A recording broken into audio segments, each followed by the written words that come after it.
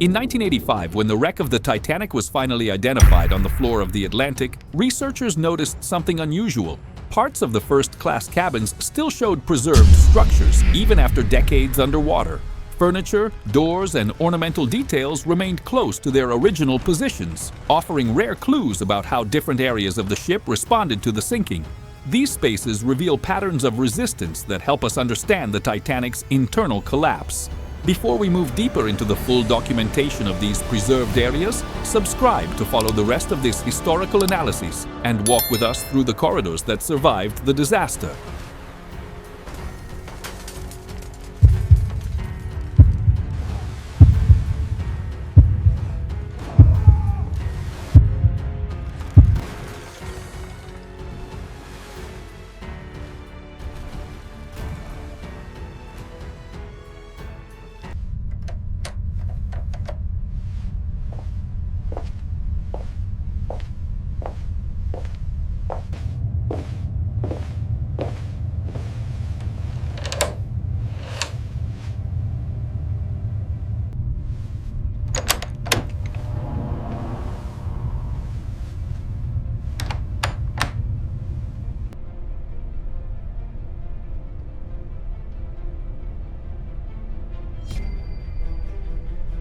In April 1912, Titanic sets out on her maiden voyage, carrying some of the wealthiest passengers of the era in her first-class cabins. These spaces were designed to project comfort, safety, and modernity. As the ship crosses the Atlantic, every detail of these suites reflects the technological confidence of the early 20th century.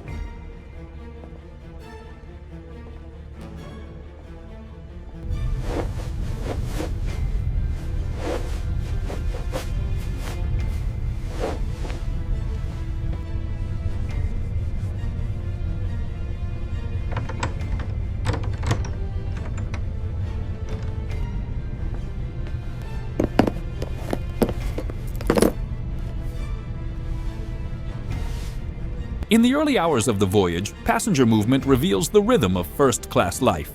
Stewards prepare cabins while guests explore lounges and corridors adorned with imported materials. Every motion reinforces Titanic's purpose: to display efficiency, elegance, and total control over the Atlantic crossing.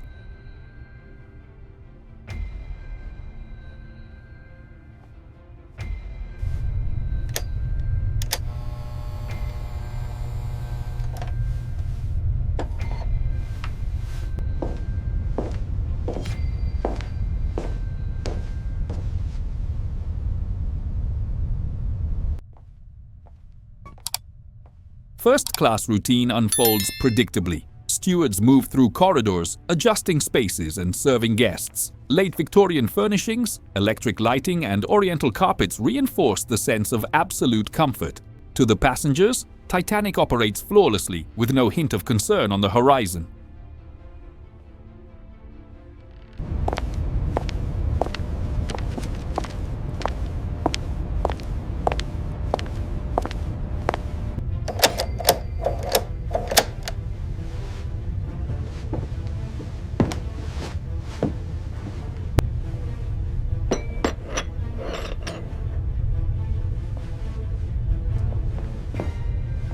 The cabins remain in perfect order. Stewards keep a steady rhythm of organization as passengers fill their time with reading, strolls, and quiet observation of the sea. Victorian furniture, electric lamps, and gilded details deepen the sense of security that defines the early days of the voyage.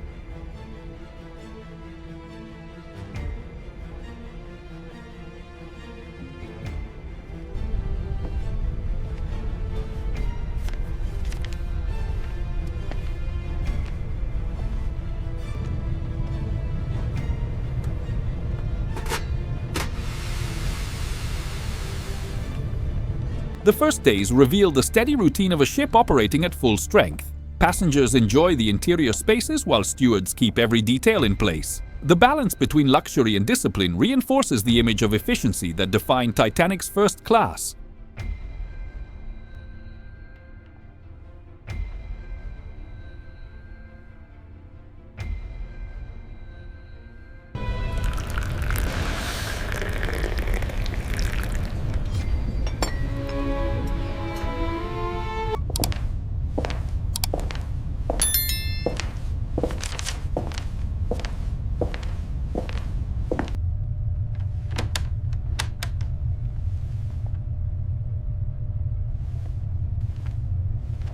The constant presence of stewards ensures every cabin remains immaculate. Passengers alternate between leisure, reading, and quiet walks through silent corridors. Everything follows the same pattern: strict order, visible luxury, and complete confidence in the voyage ahead.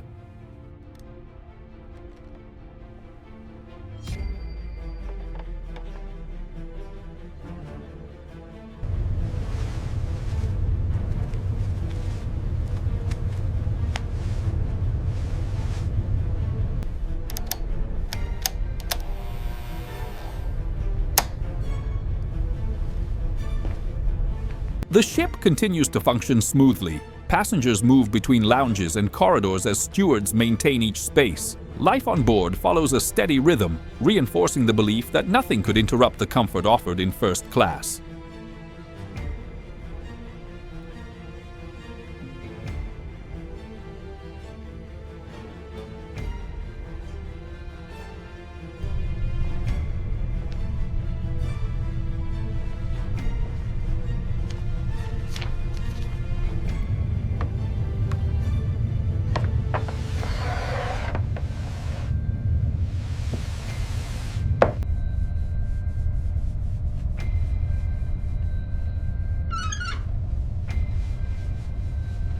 The ship's stability reinforces the comfortable routine of first class. Cabins remain orderly as passengers move calmly through the space. Luxury and confidence merge, creating the impression that nothing could disrupt the balance of these early days aboard Titanic.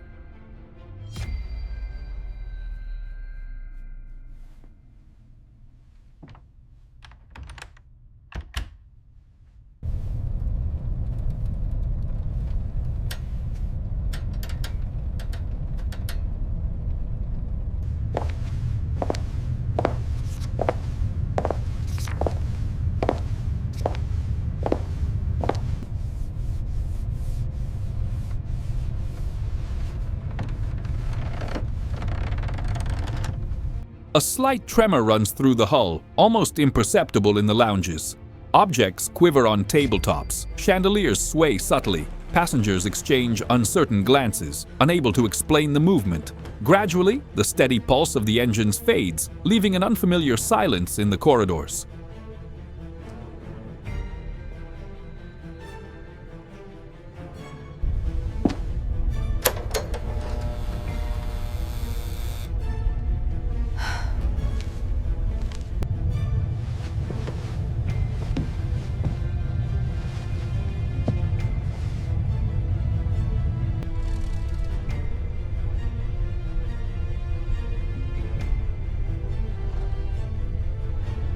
The sound of the engine slows, then nearly disappears, creating an unsettling quiet. Passengers lift their heads, alert to the change, as the ship seems to lose its familiar rhythm. No alarms sound, yet behavior shifts. To follow this complete analysis, subscribe and continue with us through this historical investigation.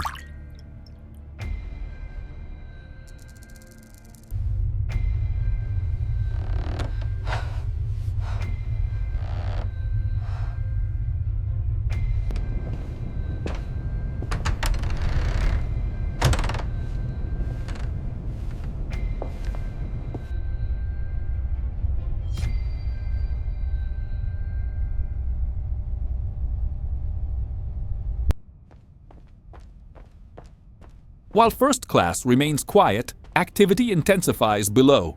Crew members rush through technical corridors, checking compartments. Fire doors begin to seal automatically, a sign the situation is more serious than it appears. Above, many passengers remain unaware of what is unfolding beneath them.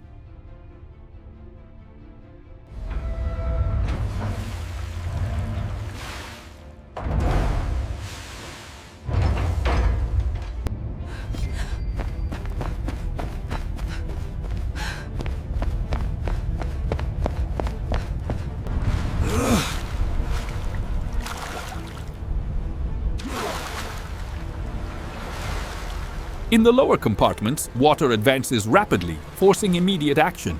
Fire doors drop in an effort to slow the flooding as urgent messages pass between crew members. Above, first class stays relatively calm, unaware of the severity spreading through the ship's lower levels.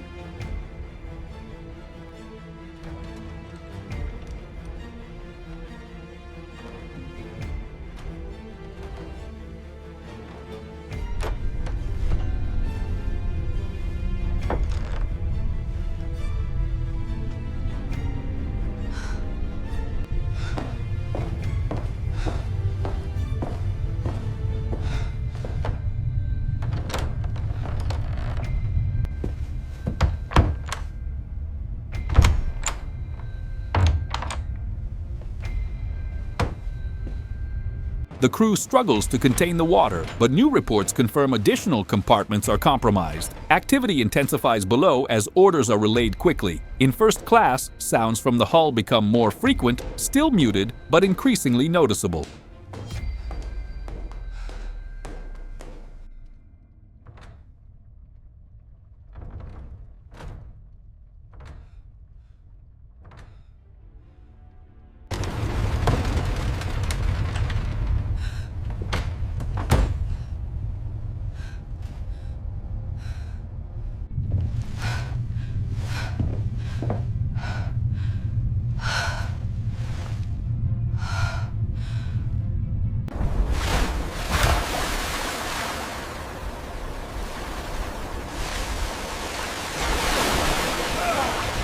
Water continues to push through the lower decks, stressing structures never designed for such sudden force.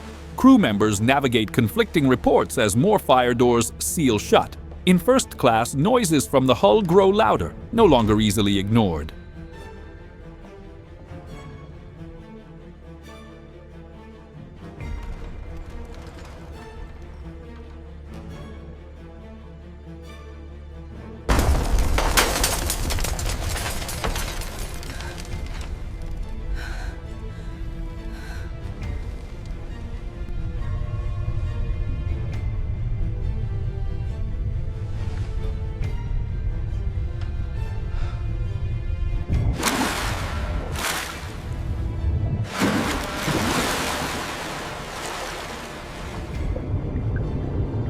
Flooding reaches new compartments, limiting the crew's ability to respond. Fire doors isolate entire sections that can no longer be saved. In first-class corridors, silence grows heavier, broken only by muffled sounds that now stir real concern.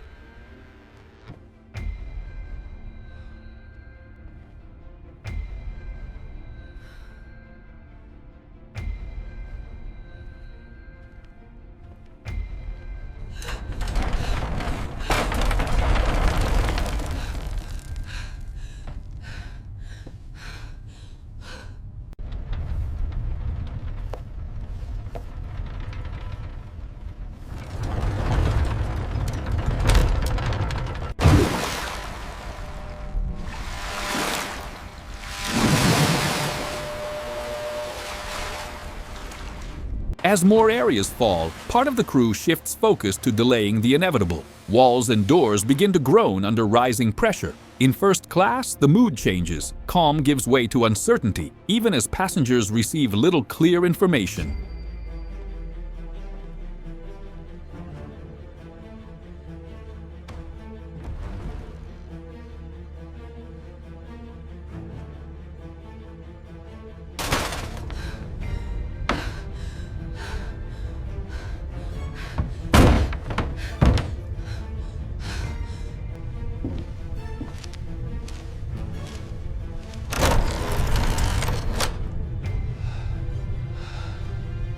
Pressure on the hull intensifies, producing sharp, irregular sounds. The crew realizes water is breaching internal barriers faster than expected. In first class, passengers begin searching for answers as uncertainty settles in for good.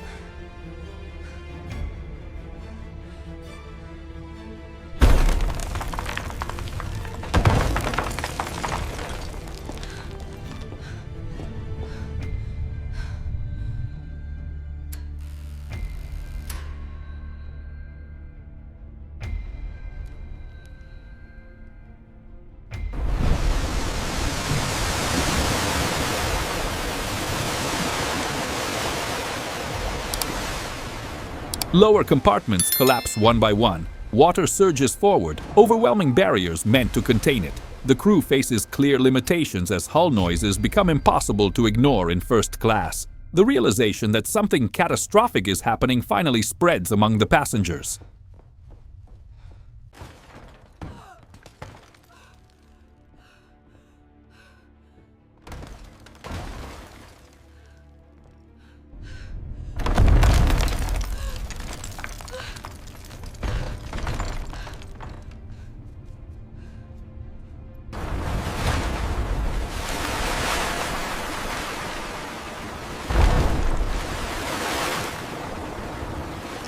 The ship's initial list begins to alter the behavior of objects inside the suites. Subtle shifts reveal lost stability. Mirrors crack, paintings slide, luggage moves without human touch.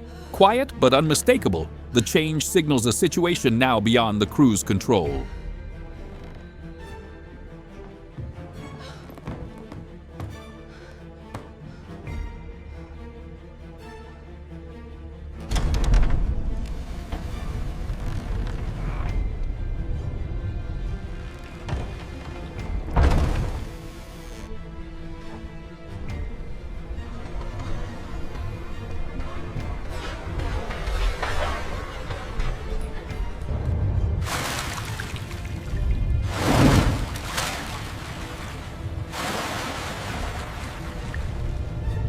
The list becomes more pronounced. Objects once secure now drift across suites, exposing structural failure. Mirrors fracture, frames tilt, and thin streams of water appear at the ends of corridors once kept pristine. The contrast between luxury and instability grows sharper.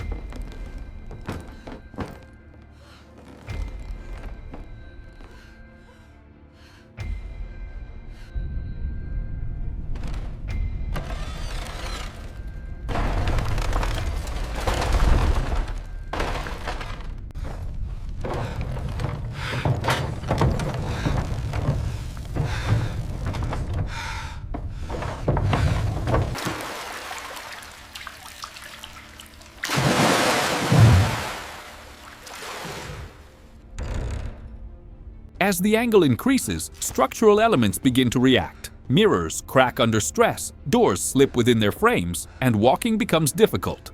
First class still appears luxurious, but every detail now reveals that stability is gone.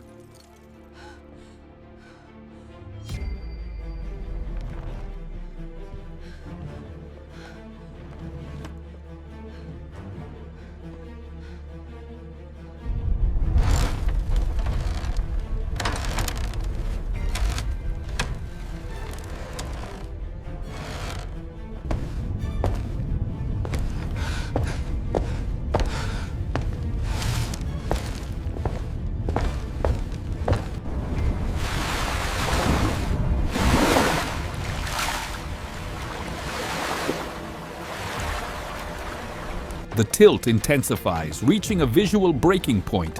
Paintings hang nearly horizontal, doors close on their own, and objects slide through corridors untouched. Below, water moves fast enough to threaten new sections. Luxury remains, but its integrity is clearly failing.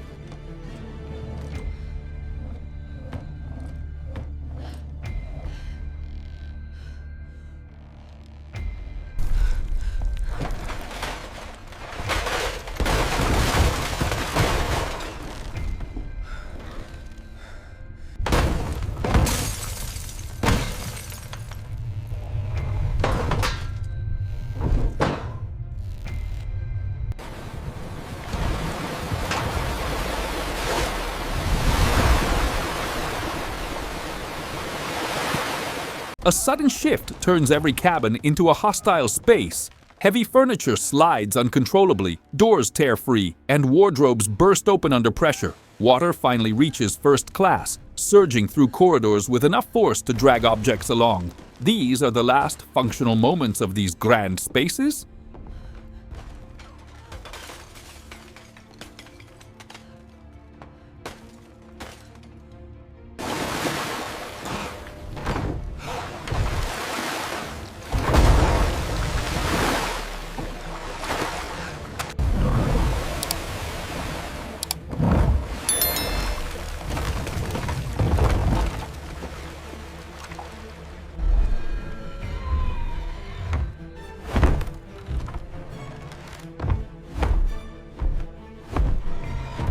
Water dominates the corridors, invading suites without resistance. Heavy furniture is ripped from the floor, doors collapse, lights flicker and die in showers of sparks. In moments, pristine spaces become dark, chaotic passages on the edge of total submersion.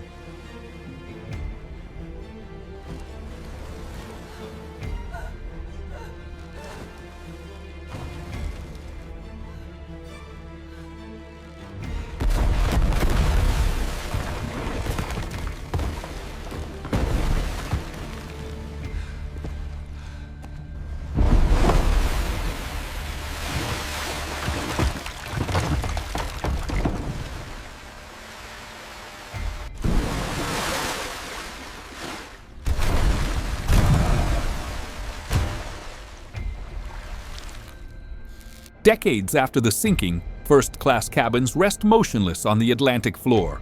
Cold water has turned furniture, walls, and objects into fragile forms coated in sediment. Amid drifting particles and slow-moving fish, traces of former luxury remain, a silent tomb of memories frozen for 113 years.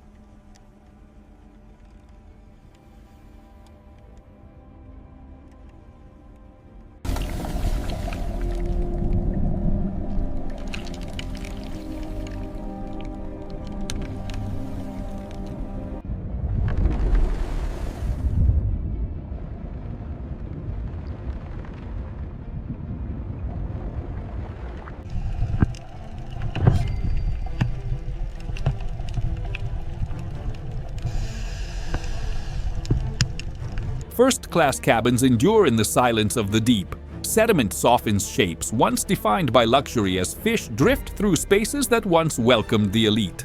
Objects remain recognizable, holding memories frozen for 113 years. Nothing moves now except the slow, diking pulse of the ocean itself.